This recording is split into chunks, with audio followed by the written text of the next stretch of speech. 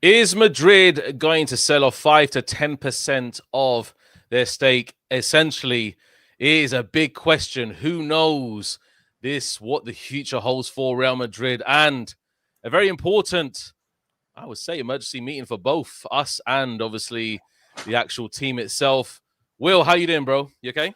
Yeah, I'm doing pretty good. I'm excited. It's a lot Yeah, to talk about concerning Real Madrid. So, yeah, international break, last few days as well. Yeah, I'm good, bro. yeah. Big up everybody that's watching.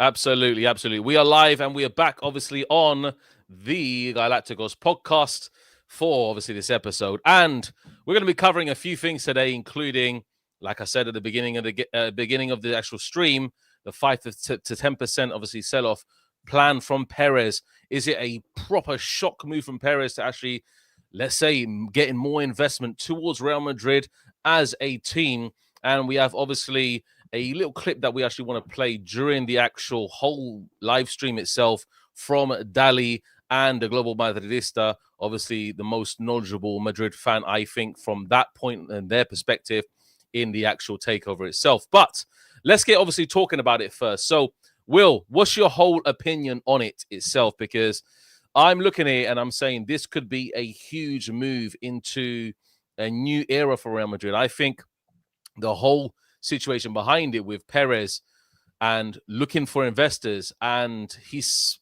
probably evaluating at maybe 500 million to 1 billion to 500 million to 1 billion to take over that portion of Real Madrid. What are you thinking on it, mate? Yeah, I am fully behind it. I think that's a fantastic idea by Florentino Pérez. I think it's a historical move as well, right? Obviously, Madrid are a club that are owned by the socios. So I think, Yeah, to propose an idea where you open up a 5 to 10% stake of the club for yeah, outside investment, it does make a lot of sense. When you look at the way that football is going, right? You look at how high like the transfer market is inflated. You look at the state-backed clubs like Man City, like PSG, like yeah, Newcastle, right, who are owned by these Middle Eastern countries that could just pump money into them, right? When you look at the Premier League, that's the Super League. Everybody was crying about our idea for a Super League, but they're okay with the Premier League and all the money that they have to spend, right? So when you look at it, just from a financial point of view, Real Madrid are the most profitable club in the world. Nobody generates more revenue than we do. But mm, at the same time, doesn't mean that you don't look ahead to what it could possibly end up becoming. And what could possibly end up happening is that the Premier League TV deal continues to increase, right? PSG, Man City, their owners continue to pump more money into their projects. And then now Real Madrid are behind in terms of what we can spend. So I don't have an issue with anything that is being reported. And the only way that I would not want this to happen is if we were trying to sell a majority of the club. But as long as the socios have the voting power, which is yeah, minimum 51% of the club, it's not a problem to me. I yeah. think But it's a smart idea. he's looking at 5 to 10% stake of the club. So the evaluation Yep, that Florentino perfect. Perez is putting is 10 billion for Real Madrid. And he's looking at obviously 500 million to 1 billion. So I was trying to do the maths earlier on. I was like, what's going on here? But it's actually truth. And I actually wanted to obviously play the clip from Dali and Global Madridista because we know that Global Madridista is very heavily linked with the club. We know that he knows the full information about this whole takeover. Well, I wouldn't call it a takeover. It's not like Manchester United, essentially, where they sell a huge portion. It's just a very minority stake. So I wanted to play the clip first, and big up, obviously, to Dali to let me use the clip itself, and big up Global Madridista as well for obviously having the information so we can actually see it. So let's play that clip and let's listen in, and we can actually react to it in the meantime. Yeah, let's do it. Okay. I think you're probably the best person to be talking about it with on YouTube. Club ownership and what's happening with that, what we might be seeing evolve in terms of that too. Any insight you can kind of tell me in? Do you think the ownership of the club will change or anything like that? The floor is yours. Yeah, well, look, I think it will change because Florentino Pérez is getting ready to leave, and he wants to make sure that he leaves everything sewn up at the institutional level. And one of his big concerns is that socios lose control of the club. That I wanted to stop it there, Will, just before we carry on. Yeah, go ahead, bro. And obviously he's talking about Florentino Pérez passing on the reins to a certain personnel. And he's talking about, obviously, the socios, they need to be understanding that he wants to leave the club in great hands. Yeah. So I'm sure that's super critical for Real Madrid in itself, that we do leave the club in great hands after Florentino Pérez leaves, because it could be a complete and utter turmoil if he does leave, because he's our second most successful president ever in history after Bernabeu. So he needs to leave it in great hands. What are you saying of that before we move on with the clip? Yeah, I mean, I already made the prediction a couple of days ago when the news first came out that he may leave a little bit early. I know that that's been debunked since then, but I already predicted. I think the very next president that comes in after Perez, I believe that he will fail. I don't think he's going to be a success and be here 10, 15 years. I think he'll be here maybe like 2-3 years. Then I think another guy will come in, and then he'll be the one that I think, maybe has like a long presidency, just because I feel like the magnitude of Florentino Perez is just insane. Huge, yeah. So it's like the next guy that comes in is going to have to be perfect.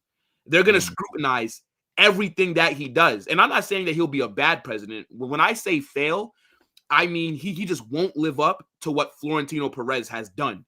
And that's just not going to be good enough. And then he'll get hounded out.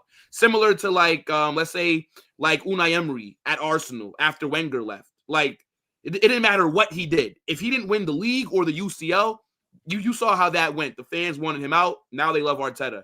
Look at Manchester United. Ferguson was there, brought them up to a certain level. He leaves, So I kind of we'd be very fortunate if the very next guy is just like amazing as well. So I was there.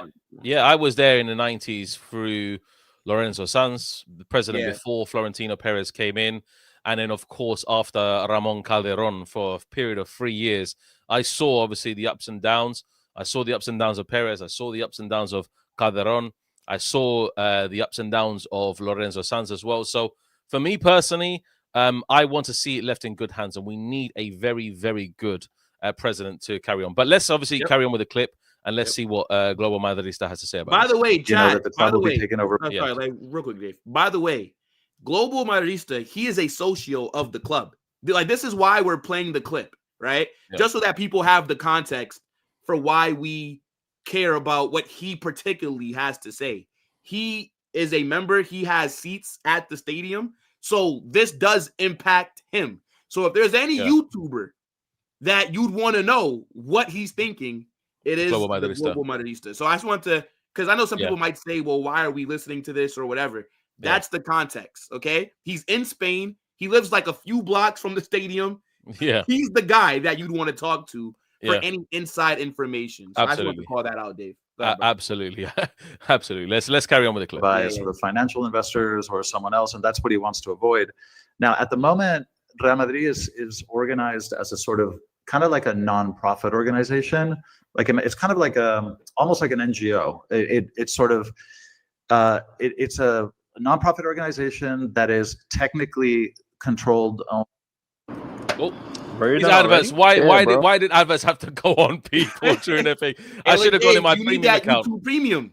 I do have YouTube Premium, but I should have literally. Dali, why are you putting ads in that place, mate? That comes into the club is deployed exclusively for the performance and the good of the club. So there are no loans to pay back. There's no financial leverage. The big problem you have in the UK, for example, places like Man U, is that you have a buyer that buys the club with a lot of debt, and then they use the cash flow of the club to repay the debt. So that's true. A lot of the American owners do that. We know that they do. Yeah. And obviously with Man United, when Jim Radcliffe came in, we know that him as a billionaire, I remember Rance calling him a broke billionaire because he has tons of debts to pay off. And they used the club as basically a cash cow to basically eliminate all their debts, essentially. And a lot of American owners do that as well. we see Arsenal, the Cronkies, they use the funding from Arsenal to also boost up their businesses in America. So it's always a very weird one here. But I want to hear what Global Madridistas have to say after this as well. They're buying the club for free, but what it means is that there's less money to invest in players, in infrastructure, in technology, and all that kind of stuff. I remember when Cristiano went back to Man U in an interview, he goes, I can't believe it. He goes, this place is exactly the same. He goes, they haven't changed anything. It's like the same workout machines in the gym. It's the same guy cleaning the pool. Like, it's the same. He says in Madrid, he goes, every year we had the latest technology. They're bringing gadgets in from like Japan, and like he was amazed. And the reason that that's the situation in Manchester is because you allowed yourself to be taken over by a highly financially leveraged buyer.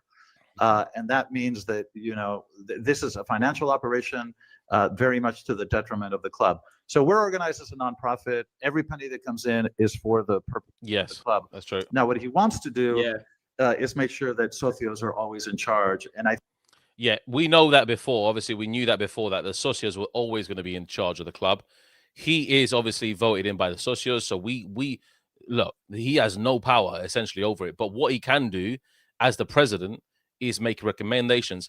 I would call it like, for example, the elections in America or the elections in the UK. You have your president, but the public votes in the president, and then they trust him to make decisions that will be passed by Congress, who are elected members across the United States of America, and then the Congress makes the decisions. At the end of the day, what laws get voted into place. You see? So that's exactly how it is. It's exactly pretty much how a lot of the world politics are built as well. So let's think that what he wants to replicate is something similar to the Bayern Munich model. So in the Bayern Munich model, the majority is owned by Bayern Munich sort of supporters, and then they have three kind of strategic outside investors. I think it's BMW, Adidas, or Audi. And then they have three long-term structural investors.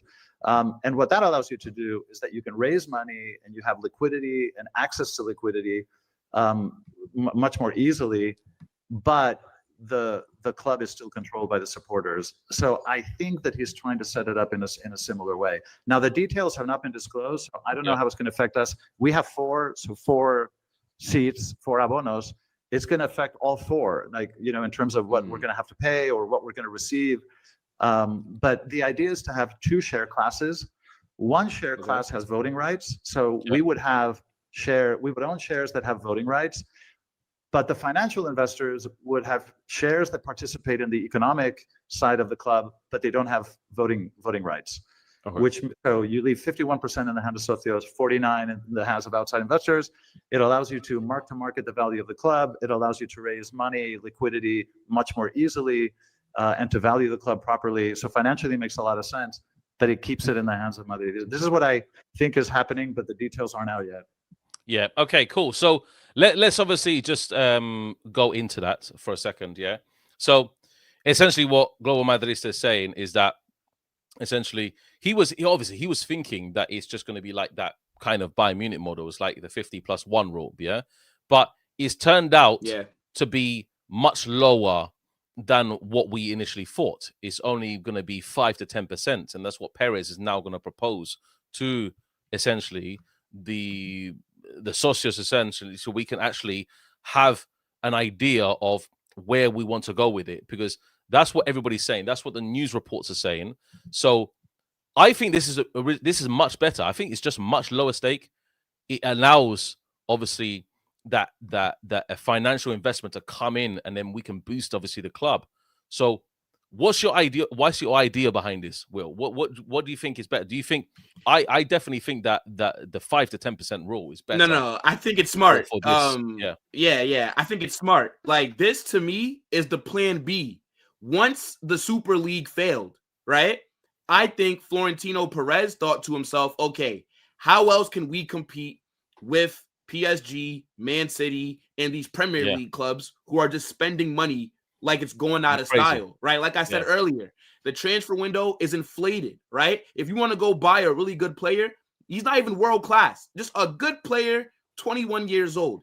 If he's an attacker, you're spending like 90 million, okay? The guy's not even proven yet, right? So everything is increasing, and I think that Perez is looking at it Like if we have an annual investor, right? Somebody that's a minority owner of the club, then it benefits us because now we have extra cash flow coming in. So now how we made 1 billion euros, over 1 billion last season. Now imagine if this was a thing already. Dave, now you have an extra billion coming in because you might have sold 10%. Or if it's just 5%, now you have an extra 500 million coming in, right? Yeah. Now exactly, yeah. that gives us more money. What can we do in the transfer window, right? Now we don't have to worry about, maybe certain measures like, okay, can we afford to do this? Can we afford to pay these wages, etc.?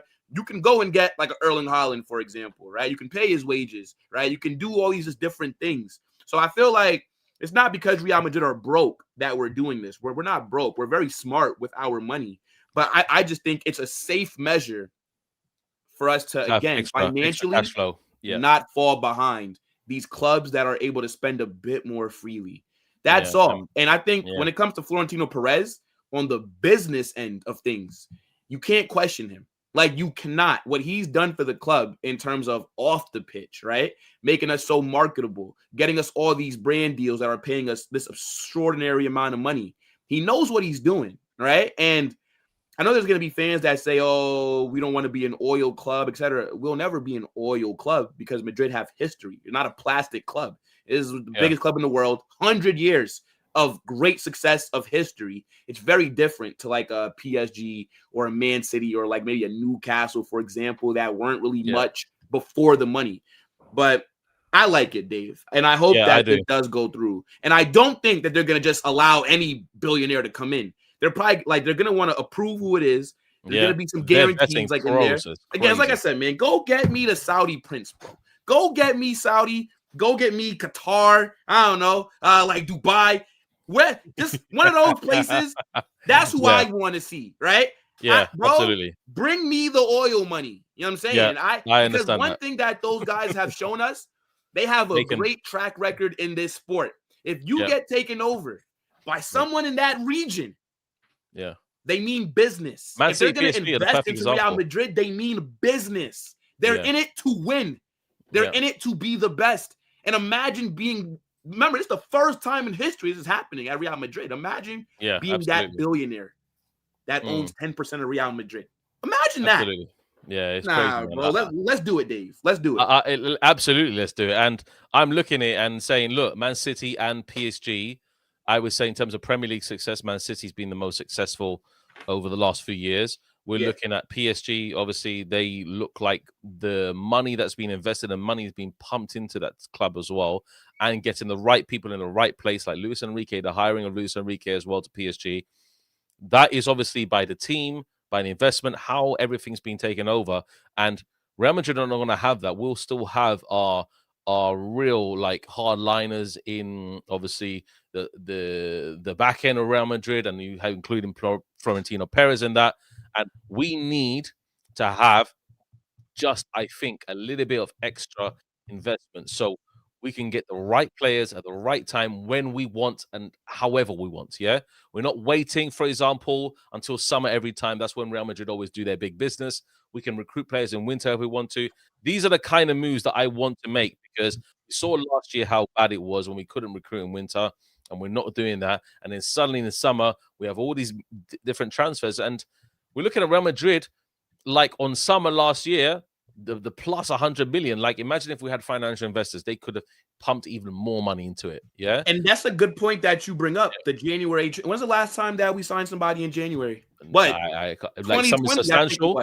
Somebody substantial? Long time ago. The last time that we made a big signing in January was the kid from Brazil. It was like 35 million. You remember Rainer? Jesus. Yeah. Like the guy, he ended up being a flop. But that's the last time I can think of us making like, because 35 million in January, even though he didn't play for us, that is a big money deal, technically, right? That's the last time, bro. It's been like 5-6 years. So now if you have that investment, maybe last season things could have been a little bit different if we had the extra cash flow to make signings. But here's my thing. As long as the socios have the majority of the club, it's not a problem. Now, if they said that Real Madrid want to sell 51% of the club, now I have an issue, because this is where you end up possibly, and again, if it was, one of like the Middle Eastern countries coming to buy 51%, I'd still not like it. But again, their track record shows. That's a $5 billion though. That's crazy, man. Yeah, That's, I mean, bro, but they have valuation is mad. They have. Where's the guy that tried to buy Manchester Man United United, before Ineos? What is it? Jake Jassim, innit? Jake Jassim, yeah. Jassim, brother, 10%. That's good enough, bro. That's good enough. Come to Madrid. Because the thing is, right? I think we don't need it per se. Now, I don't think we need it right now. But think about next 5-10 years. Who knows what the football landscape might look like? And I also think Barcelona will do this. I think Barcelona will open up a minority of their club as well. Once they do that, let's get one thing very clear. Barcelona are back in terms of financially, right? Like Barcelona, they get somebody to buy, let's say, 15% of their club, right? Let's say I think they'll sell more. I think they'll sell more. Let's say Barca might get, let's say, $3 billion initial investment. That clears their debt. And now they're going to have money to play with to make these signings. So that's what I'm saying. I don't want to be the team that doesn't do this. Again, as long as the socios are the majority, which is the controlling vote, should not be an issue with anybody. Yeah. Now, if they do want to buy a majority of the club, the problem that comes in is now you have a situation like the Glazers, right? Where or like one of these other big clubs where you're failing, but there's nothing that the fans can do about it, right? Like if you're a Manchester United fan, all you can do is just hope that things get better, right? Yeah, right. Real Madrid, same. Yeah. Like at Real Madrid, if things are going bad, the president is gone. He's getting fired, right? Like there is no, or not fired, but like voted out. There is no. Oh, the owners, they're all like Ineos out. It's none of that at Madrid. If you don't get the job done, you're gone. So that's the benefit that we have. And I think that's a big reason, Dave, why we've remained so consistently dominant, because the fans hold the club to a certain standard. If it was just one owner, they can do whatever they want and there's nothing we can do about it. So we have to keep that power at the club no matter what. But 10%, they don't even, like, their vote doesn't even matter. So bro, do it. Absolutely. And I definitely second everything. I just wanted to mention the last thing before we move on to other topics today, is that I feel that this whole investment to Real Madrid will definitely strengthen our positioning to win future Champions Leagues. I think it's going to be huge for the Champions League, because I would say that one of the biggest targets that we could go for is like an Erling Haaland or someone along that liking, or like an Esteval. You see, somebody like along those lines will be excellent to strengthen Real Madrid's position in any trophy hunt that we have. Yeah. And looking at La Liga, and this is obviously the second point as well, we're going to be obviously facing Elche away this weekend. Like looking at La Liga until the end of the year, like we need to be in a strong position because Barcelona is getting all their players back. We need to be in a strong position. We cannot drop points. It's going to be a very, very hungry fight to the end of the year. I'm absolutely sure of it. And I think Barcelona as a team, considering that Rafinha's coming back and then saying that Pedri may be back for Chelsea or even maybe a match after, they're going to have their full team back, obviously apart from Inigo Martinez because he's gone. But they're going to have their full team back from last year, man. And they're back in the Camp Nou now. And boy, it's looking crazy, man. Like I don't fear for Barcelona. I don't fear of Barcelona as of yet, because I don't think they're still in the position to compete with Real Madrid over the long distance, if you know what I mean. But what I think is, if they start getting a run of games and we're still only 3 points ahead of them, boy, the matches next year, bro, we need to be 6-7 points ahead of Barcelona. Yeah, I mean, so many away matches that we could lose at next year. It's crazy to me. Yeah, I hear like what you're saying, but to be honest, bro, I'm not really worried about Barcelona like that. Like I'm just be real. Like, yeah, I know that they're gonna have Rafinha coming back after the international break. I know that Pedri. Would he slot in straight from Rashford? I don't think so. I think he's going to have time. He shouldn't. Rashford's been better than him. Like people are talking about Rafinha like he's been hurt all season and now he's coming back, brother. Rafinha this season has been mid. When he was fit, Rashford was clear of him. Yeah, true. Besides the game against Valencia, when has Rafinha cooked this season? Right now, obviously, Pedri, that's something that's going to give them another boost when he comes back. But at the same time, their back line, there's no saving that. Their back line has been fit and it's been trash. And they're not going to go out there in January and spend. Hansi Flick has already told us that he's not necessarily looking to switch up his tactics. So I'm not worried about Barcelona. I'm just gonna be real with you, Dave. Like I'm really not. Obviously, like they are our biggest threat in La Liga. You have to be slightly, bro. You have to be slightly. I'm gonna say why. I'm gonna say why. I say that front trio, and somebody mentioned it earlier on my Papillon stream, and somebody said the front three, they haven't played together yet. Lewandowski, Rafinha, and Yamal. They haven't played one singular game together the whole season, apparently. I can't recall. Guys, if that's correct, let me know in the chat or in the comments if you're watching this on replay. But have they played together? I'm not entirely sure. I don't think they have. I don't think so, but I think it's irrelevant because, again, Rafinha's not been better than Rashford. And Lewandowski, he scored a hat trick his last game, but let's not let that rewrite history. Barcelona fans are saying that this guy is washed. He's not good enough anymore. Lewandowski's not been good this season. Yeah, he had a hat trick last game, but Ferran Torres has been better than Lewandowski this season.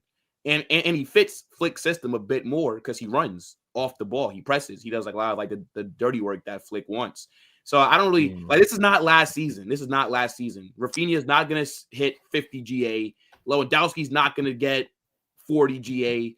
It's not happening. Lamine Yamal is battling injuries, right? And you guys, I mean, he's getting rest now because he ended up leaving the Spanish team, but he's going to be playing 90 minutes week in, week out for Barca while he's dealing with this groin injury.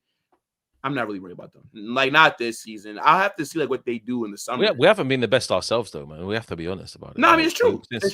It's true. Before the international break, man, we haven't been the best. I'm not talking about Vallecano and Liverpool. I don't really care. But, I do care about those games. We know we care about those games. But, like, before that, we haven't been the best. Like, the only match I can visibly say we've been good and confident is Valencia, who just literally down and out, and Levante, who will be away. Apart from that, I've not seen a match that, Barcelona, we could say as well. But apart from that, I've not seen matches that really blew me off my seat, the thing is, like, we've not been dominating, like, in terms of score lines. Like, but we create a bunch of chances. We're just wasteful.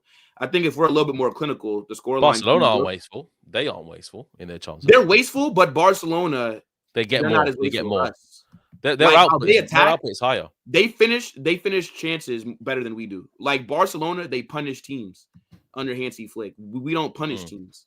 And like that's the issue. I think Xabi Alonso has to find a way to make everybody click because offensively, we've not clicked all season, right? I think our midfield has been decent. I think the back line has been decent, but in our attack, it's just been mid. Like if Mbappe's not scoring, then who else, right? I think the right wing has been awful this season. No real threat. I think Franco's been our best right winger, but I don't think he's performing consistently at the level to be starting as many games as he's been. So I do think that Barcelona's attack is better than ours, like in terms of their like tactically, but their back line is the biggest reason why I'm not really worried about them this season. It is because of their defense. Just being honest, bro. Like Alejandro Balde, when he's been fit, he's been mid, right? Kubarsi's fallen off a cliff. Araujo has been solid, but Eric Garcia has been their best defender, and Jules Koundé looks like garbage as well. So when Eric Garcia is your best defender, I can't really rate it that highly, to be honest. So yeah, true. I understand the defense of Real Madrid are better. Yeah. I just need to see them all together again to make my real assumption of how they will do La Liga because they're still only 3 points behind us. Like it's like nothing in it at all. Like I was. If we were 3 points behind Barcelona at this stage, I'll be like, what are we doing? Because we've had a better squad than them. We've had a fitter squad than them. Yep. We've had, I would say, Atletico Madrid, not an easy run of games. Similar games, but I think, obviously, Sevilla crushed them a bit. And then the draws of Club Brugge and the loss against the PSG absolutely crushed them. So I ultimately think that, look, it's nothing in it. And the end of the year is super crucial. We need to be 6, 7, 8 points clear of Barcelona because that second half of the season, is when Barcelona last year, historically, they went just crazy, man. They just went mad, and they started absolutely dominating the whole league and started putting 5s and 6s. Like we don't want to see a repeat of that. Yeah, what we want to see is Real Madrid just getting 3 points. Yeah, by any means necessary. And the only thing I say about Lewandowski is that he's actually a number 9. He's 37 years old, bro. This guy's a number 9, and he can still score. He's fox in the box, classical target man, classical striker, and we don't have that in our ranks. If we had that in our ranks, I say Vallecano matches, Liverpool matches could have been different because we could scumbag our way with maybe winning those. Sometimes in league campaigns, you need to scumbag your way to wins. Yeah. And a Joselu type player is kind of that player that we need to scumbag like the main those games. issue that we have, bro, is that we don't have an aerial threat. So yeah, that's the problem. Yeah, we don't have. Like we don't have again like that Joselu profile, right? Obviously, like most of our attackers are pretty short. Like Mbappe is like 5'11". I think Vinny is like 5'9". Endrick, I mean, people want him to come off the like, and it's the thing, right? Like, what is Endrick gonna do?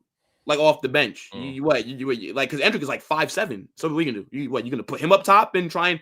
Like, there's nothing different off the bench besides maybe Gonzalo, who I think is like 6'1", and we've seen him score headers before. But yeah, like we are missing like a true target man, right? Like Lewandowski is a tall guy, bro. You could whip crosses in for him. He'll get headers, man. He'll get volleys. Well. Exactly. So like when things on the ground aren't working, you still do have a target man like in Lewandowski that you can just spam crosses into. Whereas we don't have that, and I think like that's a thing that we should be looking at getting. I've seen people like when Real Madrid fans bring up target man, they're like, oh, you have Endrick and Gonzalo Garcia, but it's like they're not target man. They're not even. Yeah, so, I mean, like again, like Gonzalo can be a target man, but like I'm talking about like not like Sorloth per se, but like I was saying Sorloth. I was about to say 6'5", just behemoth up front. Things aren't going well. I bring him on. I'm looking at Trent. I'm looking at Vinny. I'm looking at whip crosses into the box. That's what we need, and we don't have that. Like we're too one-dimensional. That's the issue. Like most of our headers actually come from centre backs. You looking at Militao, you probably look Tchouameni has been driving into the box on certain occasions, trying to get headers. Our best aerial threat is Housen, in my opinion. Yeah, but the issue is Militao as well. On corners, we're always trying to get it to him on the far post. And then it's like we want him to like head it across the box for somebody else. Yeah. It's like, why not just try and have him score directly from it? Like we are awful from set pieces. But like for me, I do think the issue with us offensively is that Vinny and Mbappe are always next to each other. It's like I said, one of them got to go right wing, right? You move. I don't care who it is. I don't care if it's Vinicius on the right. I don't care if it's Mbappe on the right. One of them I don't want them next to each other.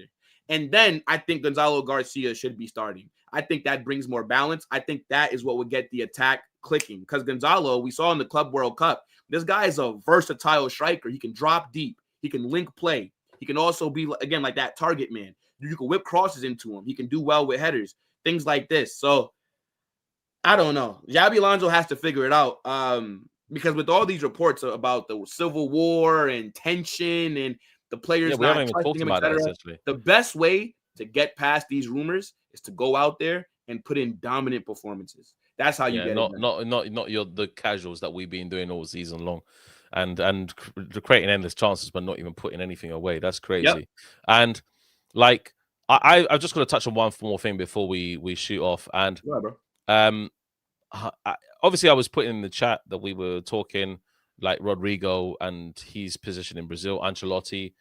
I've got to say it right now, bro. They look happier as players when they play for Brazil. Obviously, their country, I know that, but they're not looking too. How can I say it?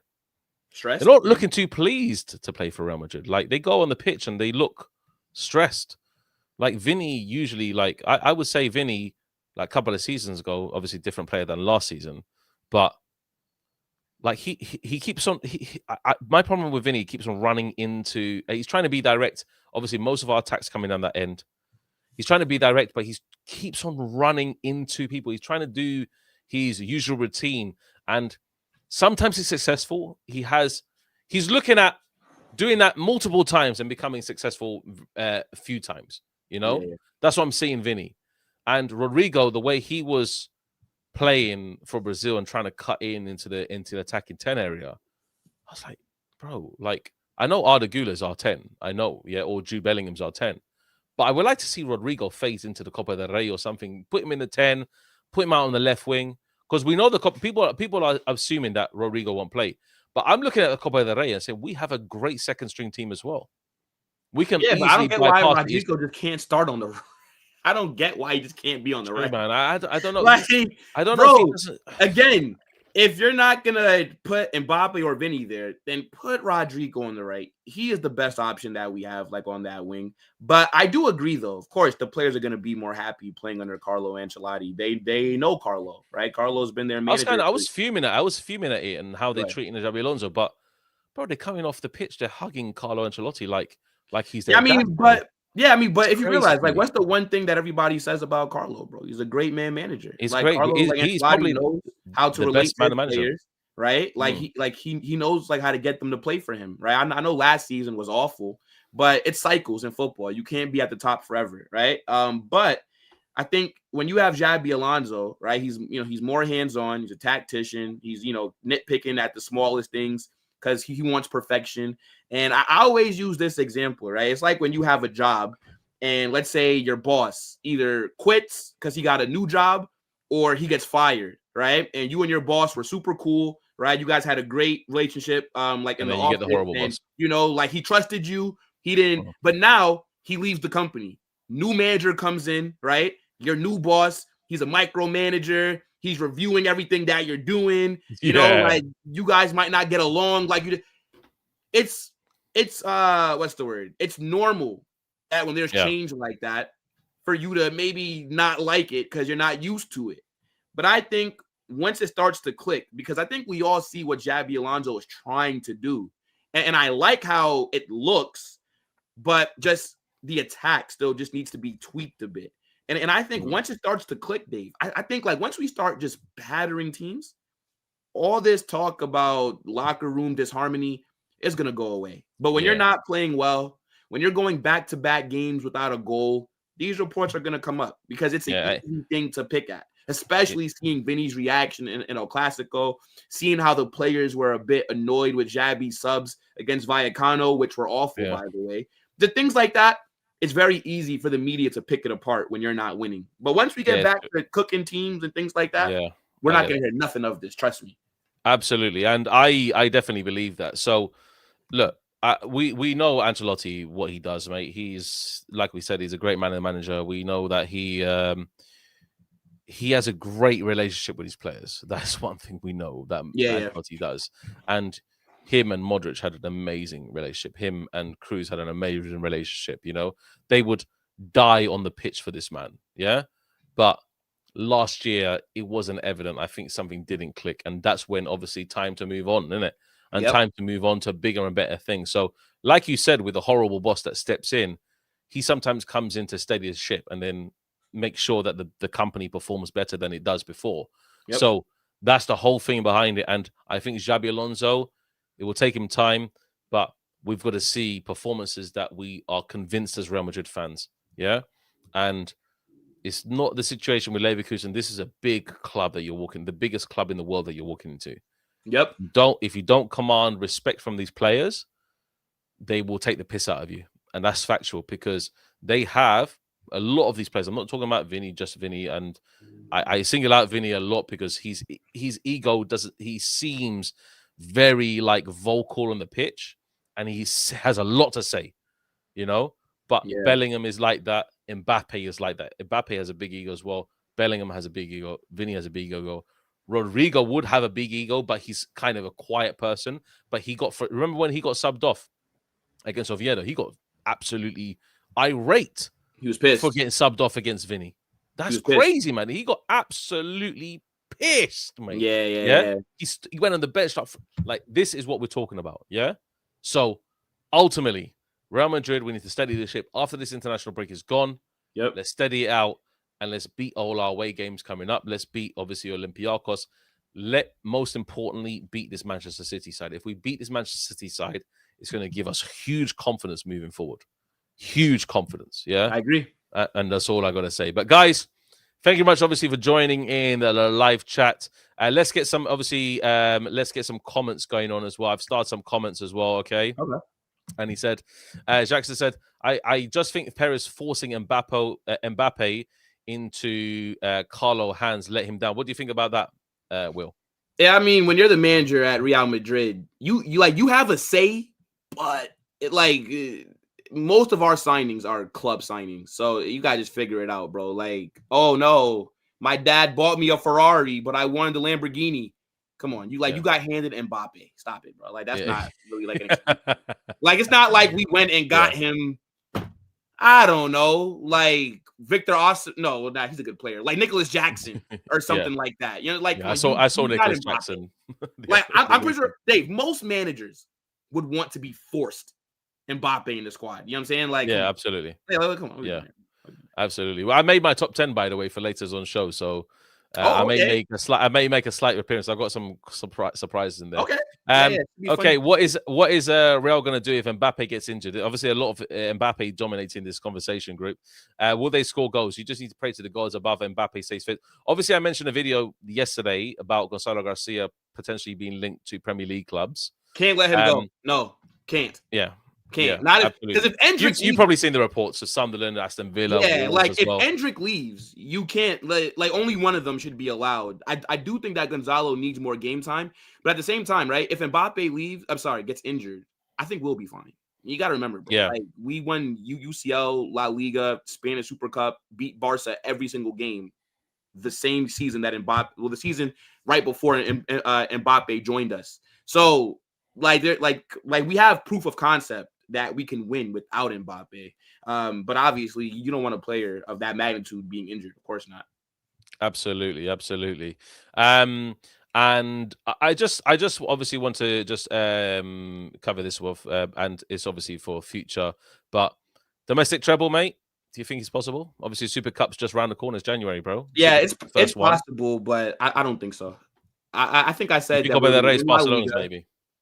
Well, what I predict, I said that we were going to win La Liga and then we were going to win one of the domestic cups. I don't think we win all three though.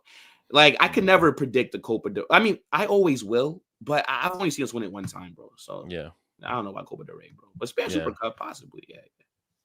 Okay, last one for you, mate. Let's round it off with this. We need to sell Vinny and buy a proper number 9. Sell Mbappe. Sell Mbappe, yeah. Yeah, I mean, sell Mbappe like over Vinny. Yeah, I don't think Mbappe would work like with the proper 9. I think I already tell you this, Dave. In my opinion, like if we go get Haaland, I don't think Mbappe and Haaland can play together because now you need Haaland. Sorry, you need an Mbappe to change his whole game. Mbappe wants to win the Golden Boot, the Pichichi, and all these different things. So what are you going to ask him to do? Play make for Haaland? Give up his penalties for Haaland? I don't know. I don't know. Yeah, who knows? All I'm saying, bro. So it's all I'm saying. The only way that I would sell Vinicius is if we get a striker like an Ekitike. Ekitike would work better with and other players as well. It won't because he's like a link-up man that can also bag goals, but he's not going to really be fighting for Golden Boot. But like he'll let Mbappe the wingers will get the goals a lot. Like he'll be like the Benzema to the Ronaldo. Whereas, I get you. Yeah, like whereas you're asking, and he's a target man. Yeah, that's what I'm saying. So Vinny works better with a proper striker, but with a link up Benzema kind of profile, I think. Well, Vinny works good with that too, Dave. He did. So Vinny just works better with the proper 9 than Mbappe. Yeah, that's all I'm saying. We've seen it before. Anyway, but guys, that's all we got. Obviously, time for today. Make sure you do smash a like after this episode process on YouTube. You will see Will's link in the collaboration feature. Make sure you go and check over to him. And I'm looking at my statistics because let me just check this right now because it may be close and close and close. Are you at 20K? 15K. No. 15,000. So 15 away from 15 away from 20K, bro. I was about to say, wait a minute. Did you lose like 5,000 subs? I was about to say, what the hell happened, bro? I think it's all the Vinny fanboys. They came out and was like, I was unsubscribe, about bro. to say, damn, Dave, Like- who you pissed off, bro? Shit. Nah, No, 15 away. Hold on. How many people are watching right now? it's 156 people. I'm sure all the- 156. I know 15 I'm sure all of them are of you. subscribers. I know 15 of you right now are not subbed to End the Stream Dave right now. I swear 15 of you are not. That should be hit right now, to be honest. Like, Yeah, Dave and I should sit should here be. for 2 more minutes, talk about something, and by the time those 2 minutes are up, Dave has to be at 20K. I know it's not gonna buy all one. 150 people are subbed. gonna buy There's one. no way. No way. Hit that We- subscribe button. It takes 2 seconds, bro. 2 Yeah. seconds. It does. 20K is mad. Yeah, I'd rather do it organically than wait for people to sit here and subscribe, because a lot of people probably would have already subscribed already. But All right, fair guys, enough. Fair enough. let's wrap it up here, guys, and make sure you subscribe to the channel. Subscribe Immediately. to Will. Yeah. And yeah, I've set up a Discord, guys. If you check my last community post, Will convinced me to set up a Discord because we had a whole issue with somebody trying to create a Discord in my name, bro. And I was like, what? Bro, I no. thought that you knew. This is not happening, people. This is not I happening did yet. share your Discord link in my Discord, so Yeah, I so, did see. like, I did people see should that. be, Thank like, you. aware of it. Oh, we are 10 away now from. All right. from So by the 20K. time that Dave wakes up tomorrow, Yeah, I should be on 20K, guys. Yeah. Let's see if we could do it in the next minute, guys. Next minute. If you haven't subscribed to End the Stream, Dave, do it now, and then we can actually announce it on air. Yep. That I have reached 20K on YouTube after crashing out so many times outside the Bernabeu, so many times at home, so many times to wake up the neighbors, so many times that I said Madrid together. My very first reaction. I didn't video forget. to it, Will. Yeah. Madrid together. Yeah, when this guy to the right of me was supporting Atletico Madrid Hey, for look, Barcelona. Yeah, the enemy Madrid of together. my enemy is my friend. You feel me? Hey, Yeah. look, if Atleti would have won that game, by the way, I think that we would have won La Liga. Just saying. I'm still holding that against Atleti, bro. The only time that they show up is against us. These absolute frauds, bro. But like, Dave, like, while we're waiting, really quick, let me ask you a question, bro. Yeah, In your honest opinion, Dave, do you honestly think Mbappe, as the main man in our attack, can lead Real Madrid to a Champions League? I think he can, but I'm very hesitant. Okay. Did he lead France to the World Cup? No, it was Giroud also up front, like literally. He played a big feeding role, Mbappe. though, to be fair. Yeah, Like, Giroud played a massive role in that, okay? But he can. I don't know if he can. I don't know. I think we need a proper. So then this is where I line. come from when I say, why sell Vinny over him? Now, obviously, if one is going to go in the summer, realistically, it will be Vinicius. Yes, it will.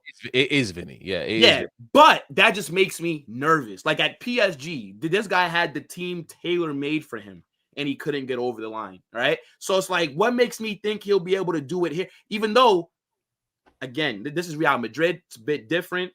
I think he can. I just don't know if he will do it. So that does make me a bit wary, but gotta still back him.